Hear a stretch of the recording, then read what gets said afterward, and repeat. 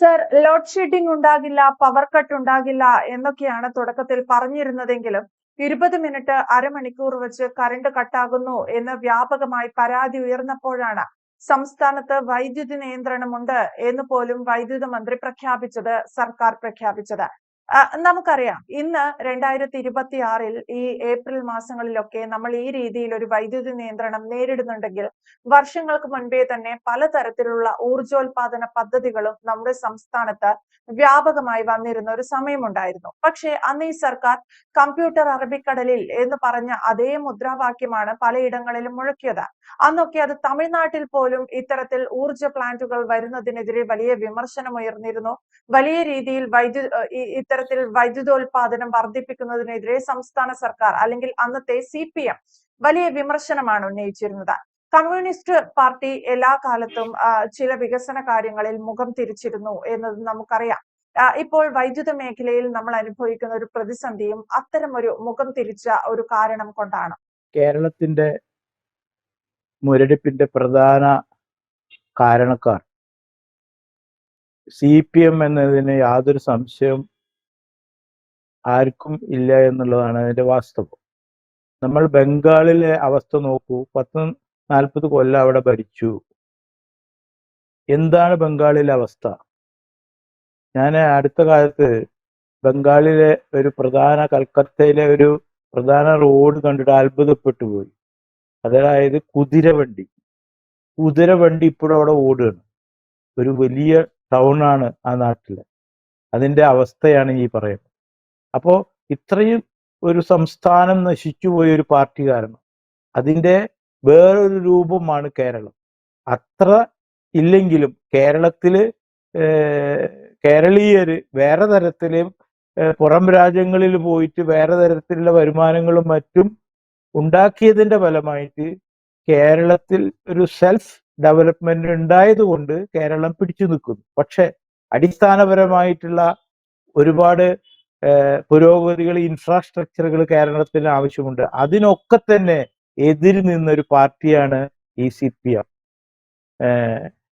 ഇപ്പൊ ഈ ഏറ്റവും മൂർധന്യത്തിൽ നിൽക്കുന്ന ഈ സമയത്ത് കറണ്ട് നമ്മൾ വളരെയധികം ബുദ്ധിമുട്ടിയിട്ട് പോയിക്കൊണ്ടിരിക്കുന്ന ഒരു സമയമാണ്. പവർ കട്ട് ഇല്ല എന്ന് ഒരാഴ്ച മുമ്പ് ഇലക്ഷൻ പറഞ്ഞതാണ് ഇവർ. ഇക്കുറി പവർ കട്ടില്ല. ഈ കാസർഗോഡ് മുതൽ പാറശാല വരെ നമ്മൾ ഹൈവേ കൂടി യാത്ര ചെയ്യുമ്പോൾ പിണറായി വിജയന്റെ ഫോട്ടോ വെച്ച് പവർ കട്ടില്ലാത്ത സർക്കാർ എന്നൊരു വലിയ ബോർഡുകൾ കാണാം. കാരണം അവർ പവർ കട്ട് അതുവരെ ഉണ്ടായിട്ടുണ്ടായിരുന്നില്ല. പക്ഷെ ഇന്ന് എന്താ അവസ്ഥ? ഇന്ന് അരമണിക്കൂർ എപ്പോഴാണ് ഈ പവർ കട്ട് വരിക എന്ന് അറിയില്ല. മിക്കതും വൈകുന്നേരങ്ങളിലാണ് പവർ കട്ട് നടത്തിക്കൊണ്ടിരിക്കുന്നത്. ഇവിടെ എന്താണ് നടക്കുന്നത്? ഈ പവർ കട്ട് വന്നതിന്റെ ഫുൾ ഉത്തരവാദി ആരാണ്? ഈ CPM ആണ്. കാരണം 2002 കൂടംകുളം ആണവ റിയാക്ടർ തമിഴ്നാട്ടിൽ പണിയുമ്പോൾ അവിടെ പോയി സമരം ചെയ്യാൻ നോക്കിയവരാണ് CPM, അച്യുതാനന്ദന്റെ നേതൃത്വത്തിൽ.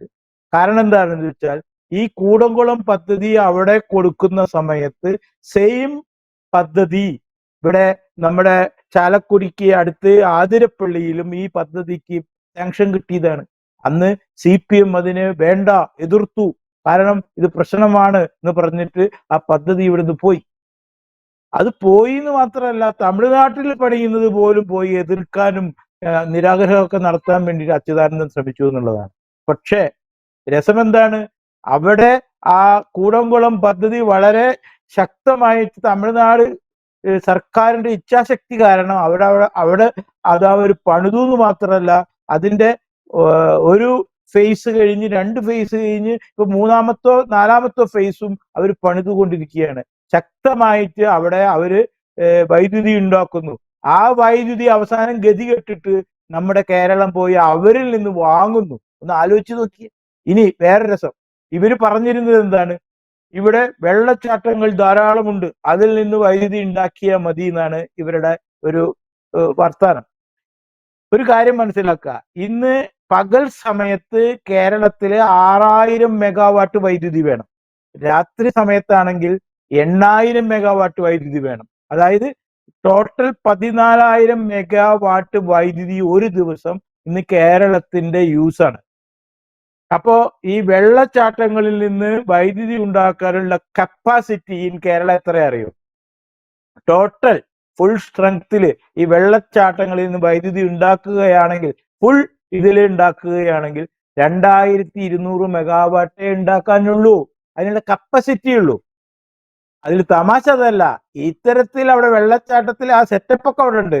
അവിടെ ഉണ്ടാക്കുന്നത് ഒരു ദിവസം 700 600 മെഗാവാട്ടേ ഉണ്ടാക്കുന്നുള്ളൂ. അപ്പോ ആലോചിച്ച് നോക്കിയേ. അപ്പൊ എന്തിനാണ് ഈ സർക്കാരുകൾ ഇത് കളിച്ചത്? ഈ 600 700 മെഗാവാട്ട് വൈദ്യുതി മാത്രമേ ഇവിടെ ഉണ്ടാക്കുന്നുള്ളൂ എന്ന് ഇവർക്ക് എല്ലാവർക്കും അറിയാം. ഈ മന്ത്രിമാർക്കറിയാം, എല്ലാവർക്കും അറിയാം. അപ്പോ ഇവിടെ 14,000 മെഗാവാട്ട് ഒരു ദിവസം യൂസ് ചെയ്യുന്നു വേനൽക്കാലങ്ങളിൽ. അപ്പൊ ബാക്കി വരുന്ന ഈ വൈദ്യുതി മുഴുവൻ പർച്ചേസ് ചെയ്യണം. എവിടുന്ന്? പുറത്തു നിന്ന്, ഈ കൂടംകുളം മാതിരിയുള്ള സ്ഥലങ്ങളിൽ നിന്ന്. അപ്പൊ ഈ കച്ചവടം അവിടെ നടക്കുന്നു. ഈ കച്ചവടത്തിൽ വലിയൊരു കമ്മീഷൻ ഇതുമായി ബന്ധപ്പെട്ടിട്ട് ആ മന്ത്രിക്കും അതുമായിട്ടുള്ള ബന്ധപ്പെട്ട എല്ലാവരും അടിച്ചു മാറ്റുന്നു എന്ന് നമ്മൾ മനസ്സിലാക്കണം. ഇത് തന്നെയാണ് ഇതെന്ന് നമ്മൾ മനസ്സിലാക്കേണ്ടത്. അല്ലാതെ ഇവർക്ക് ജനങ്ങൾക്ക് കറണ്ട് ഉണ്ടോ കറണ്ട് ഇല്ലേ വിളക്ക് അതൊന്നും അവരുടെ വിഷയമേ അല്ല. ഇന്ന് കണ്ടില്ലേ, ഈ ചൂട് കൂടിയപ്പോൾ പാമ്പുകൾ ഇറങ്ങി, അതിനെക്കുറിച്ച് നമ്മൾ ചർച്ച ചെയ്തതാണ്. അപ്പോ ഈ പാമ്പുകൾ വീടുകളിൽ വരുന്നു, വീട്ടിൽ കറണ്ടില്ല, രാത്രി ഇരുട്ടാണ്. അപ്പൊ അകത്തിരിക്കാനും പറ്റില്ല, പുറത്തിരിക്കാനും പറ്റില്ല. വല്ലാത്തൊരവസ്ഥയിലേക്കാണ് അവസ്ഥയിലാണ് കേരളം പോയിക്കൊണ്ടിരിക്കുന്നത്. അപ്പോ ഈ വൈദ്യുതി ഇത്തരത്തിലേക്ക് എത്തിച്ച, ഞാൻ കേൾക്കില്ല, അന്നിപ്പോ CPM പറഞ്ഞു ഇവിടെ അത് വെച്ചാൽ ആണവ റിയാക്ടർ വന്നു കഴിഞ്ഞാൽ വലിയ അപകടം ഉണ്ടാവും. അതൊക്കെ ഇപ്പൊ തമിഴ്നാട്ടിൽ എന്തെങ്കിലും പ്രശ്നം ഉണ്ടായോ? മറ്റുള്ള എത്ര സംസ്ഥാനങ്ങളിൽ ആണവ നിലയങ്ങളിൽ അവിടെ എന്തെങ്കിലും പ്രശ്നമുണ്ടോ? ഇത് വെച്ച ലോകരാജ്യങ്ങളൊക്കെ ഉണ്ട്, അവിടെ എവിടെയെങ്കിലും പ്രശ്നമുണ്ടോ? എന്ത് CPM-കാർക്ക് മാത്രം ഒരു പ്രശ്നം? അപ്പൊ കൽക്കത്ത മാതിരി, ബംഗാൾ മാതിരി കേരളവും ആക്കണം എന്ന് വിചാരിച്ചു. പക്ഷെ അത് നടന്നില്ല. ഇനി ഞാൻ ചോദിക്കട്ടെ, ഇവിടെ ഈ ഹൈവേ ഈ 10 കൊല്ലം അവര് ഭരണത്തിൽ കയറിയത് കൊണ്ടല്ലേ ഈ ഹൈവേ പണി ഇവിടെ നടന്നത്? അല്ലെങ്കിൽ നടക്കുവോ? ഇവര് കല്ലെടുത്തെറിഞ്ഞ് ഹർത്താലും ഈ ബന്ധും ദിവസം നടത്തില്ലേ ഇവരുടെ ഓരോ നേതാക്കളും അതിന് മാത്രമായിട്ട് നടക്കില്ലേ? അപ്പൊ ഞാൻ പിന്നീട് അയച്ചു, എന്തിനാണ് ഇവര് ഭരണത്തിൽ ഇരിക്കാത്തപ്പോ ഈ സമരങ്ങളും ഇത്തരത്തിലുള്ള അപ്പൊ ഇത് എന്തിനാണെന്ന് ഞാൻ പിന്നെ മനസ്സിലാക്കിയത്. അതായത് ഈ കമ്പ്യൂട്ടർ വന്നാൽ ജോലി ഇല്ല എന്ന് പറഞ്ഞിട്ട് ഈ സാധാരണക്കാരെ പെട്ടെന്ന് കുപ്പിയിലാക്കാൻ പറ്റും. അതേമാതിരിയുള്ള ഒരു സമരം തന്നെയായിരുന്നു ഈ ആണവ റിയാക്ടർ വന്നു കഴിഞ്ഞാൽ, അത് അപകടം ഉണ്ടായി കഴിഞ്ഞാൽ ഒരുപാട് ആൾക്കാർക്ക് പ്രശ്നമാണെന്നൊക്കെ പറഞ്ഞിട്ട് ജനങ്ങളെ ബോധവൽക്കരിക്കുക. അങ്ങനെ ജനങ്ങളെ ഇവരുടെ പക്ഷത്ത് നിർത്തുക. എന്തെങ്കിലും നുണ പറഞ്ഞിട്ട് ജനങ്ങളെ എന്നും ഒപ്പം നിർത്തിക്കൊണ്ട് ആ ജനങ്ങളുടെ വോട്ട് പിടിച്ച് പാർട്ടീനെ വലുതാക്കാൻ നോക്കി ഇന്ന് എന്തായി? ബംഗാളിൽ ആ പാർട്ടി ഇല്ലാതെ തന്നെയായി, ത്രിപുരയിൽ ആ പാർട്ടി 0 ആയി. ഇനി കേരളത്തിന്റെ അവസ്ഥ വരും ഈ റിസൾട്ട് കഴിയുമ്പോൾ, അല്ലെങ്കിൽ വരും ദിവസങ്ങളിൽ നമുക്കറിയാം. പക്ഷെ ഇതിന്ന് ഒരു കാര്യം മനസ്സിലാക്കുക, CPM-കാര്, നിങ്ങൾ കാരണം ഒരു സംസ്ഥാനം നശിച്ചു കൊണ്ടിരിക്കുകയാണ്. ഇവിടെ പാറശാല മുതൽ കാസർഗോഡ് വരെ ഹൈവേയിൽ കൂടി നമ്മൾ യാത്ര ചെയ്താൽ ഒരു 20, അതായത് സ്വാതന്ത്ര്യം കിട്ടിയതിന് ശേഷം നമ്മൾ ഒരു 70s-ലൊക്കെ അല്ലെങ്കിൽ 80s-ലും ഈവൻ 2000-ലൊക്കെ യാത്ര ചെയ്യുമ്പോൾ നമുക്ക് ഒരുപാട് പൊതുമേഖലാ സ്ഥാപനങ്ങൾ കാണാമായിരുന്നു. അതിൽ മിക്കതും ബ്രിട്ടീഷുകാർ സ്ഥാപിച്ചതായിരുന്നു.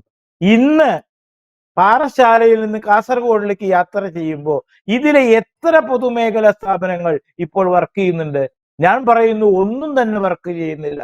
മിക്കതും പൂട്ടിച്ചു എന്ന് തന്നെ പറയാം. ആര് ചെയ്തു? ഇവരുടെ തൊഴിലാളി സംഘടനകൾ. തൊഴിലാളി സംഘടനകൾ ശക്തമാക്കുമ്പോൾ അതിനെ കോമ്പീറ്റ് ചെയ്യാൻ വേണ്ടിയിട്ട് കോൺഗ്രസ്സുകാരും അവരുടെ സംഘടനയും വലുതാക്കും. ഇവര് മത്സരിച്ചിട്ട് എന്തുണ്ടായി? ഇപ്പോ ഇവിടെയുള്ള എല്ലാ മേഖലാ സ്ഥാപനങ്ങളും പൂട്ടി. അപ്പൊ എന്താ പ്രശ്നം? നെറ്റ് റിസൾട്ട് സംസ്ഥാനത്തിന് കിട്ടേണ്ട വരുമാനം കുറഞ്ഞു, ഇവിടത്തെ ഒരുപാട് പേർക്ക് കിട്ടേണ്ട ജോലിയും ഇല്ലാതായി. എന്തിനു പറയുന്നു? ഇവരുടെ സമരം കാരണം ഇവിടുത്തെ പ്രൈവറ്റ് മേഖല മൊത്തം ഇവിടുന്ന് പോയി.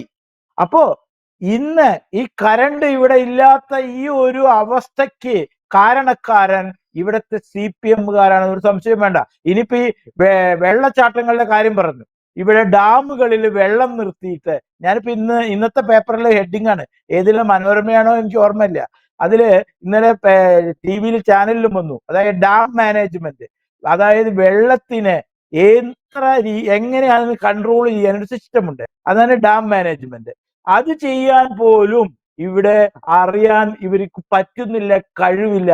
ആ ഡാം മാനേജ്മെന്റിന്റെ കുഴപ്പമായിരുന്നു അന്ന് ആ പ്രളയമുണ്ടായപ്പോൾ രാത്രി കിടന്നിറങ്ങുന്നവരെ എണീറ്റ് ഓടാൻ പോലും സമ്മതിക്കാതെ, അതായത് പകലൊന്നും ആ ഡാമുകൾ തുറന്നു വിട്ടില്ല. രാത്രി 12 മണിക്ക് ജനം കൂർക്കം വലിച്ച് ഉറങ്ങുന്ന സമയത്ത് 11 മണിക്ക് ഡാം തുറന്നിടാ ഓർഡർ ഇടുക. അപ്പൊ ഈ വെള്ളം ഒന്നിച്ച് പുറത്തു വന്നു. പാവങ്ങൾ വെള്ളം വന്ന് വീടിന്റെ ഉള്ളിൽ നിറയുമ്പോഴാണ് അറിയുന്നത്. എണീറ്റ് ഓടാൻ പറ്റിയില്ല. അന്ന് 800 ആളാ മരിച്ചു പോയത്, മുങ്ങി മരിച്ചത്. അപ്പോ ഈ നേരെ മറിച്ച് ഡാമിൽ ഒരു പരിധിയിൽ കൂടുതൽ വെള്ളം വരുമ്പോ അതിനൊരു സിസ്റ്റം ഉണ്ട്. ഇത്ര ലെവലിൽ വന്നാൽ ഇത്ര തുറന്നു വിടുക. അതാണ് ഡാം മാനേജ്മെന്റ്. അതേമാതിരി വൈദ്യുതി ഉൽപ്പാദിപ്പിക്കുമ്പോഴും ഈ ഡാം മാനേജ്മെന്റ്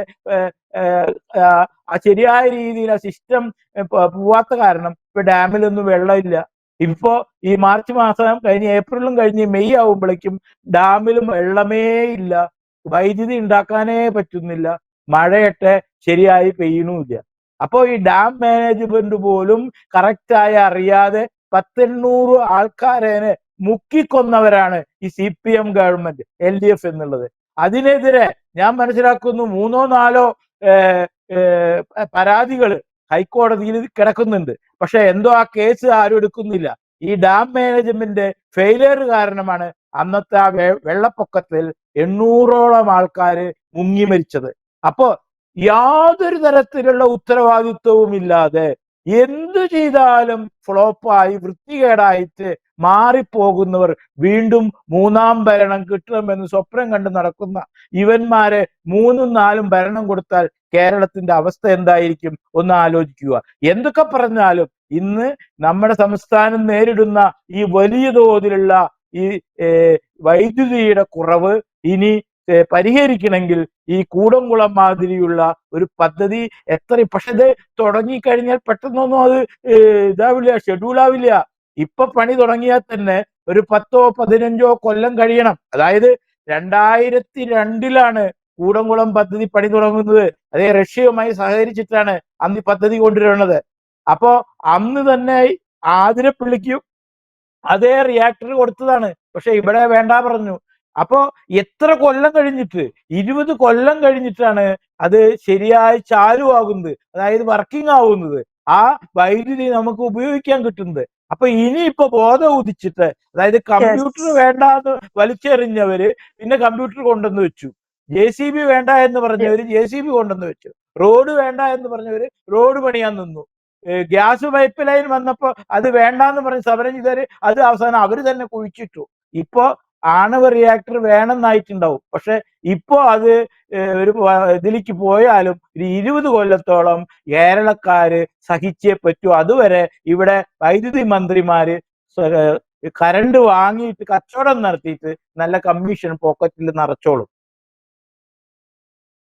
യെസ്, എന്തായാലും പലപ്പോഴായി കേരളത്തിൽ വന്നിരുന്ന പല പദ്ധതികളും വേണ്ടെന്ന് വെച്ച കമ്മ്യൂണിസ്റ്റ് സർക്കാർ അല്ലെങ്കിൽ കമ്മ്യൂണിസ്റ്റ് പാർട്ടി ഇന്ന് അത്തരത്തിലുള്ള ചില പദ്ധതികൾ നടപ്പിലാക്കുന്നു. ഒപ്പം അന്ന് വൈദ്യുതോൽപാദന രംഗത്ത് മികച്ച പദ്ധതികൾ വന്നിരുന്ന സമയത്ത് അതിലെല്ലാം തടസ്സം പറയാതിരുന്നെങ്കിൽ ഇന്ന് കേരളത്തിന് ചിലപ്പോൾ ഇത്രയേറെ ഒരു വൈദ്യുതി പ്രതിസന്ധി അനുഭവിക്കേണ്ടി വരില്ലായിരുന്നു. വ്യക്തമാണ്. Thank you Jaishankar sir. കൂടുതൽ വാർത്തകളും വിശേഷങ്ങളും നിങ്ങളിലേക്ക് എത്താൻ ABC മലയാളം സബ്സ്ക്രൈബ് ചെയ്യുക, ബെൽ ബട്ടണും അമർത്തുക.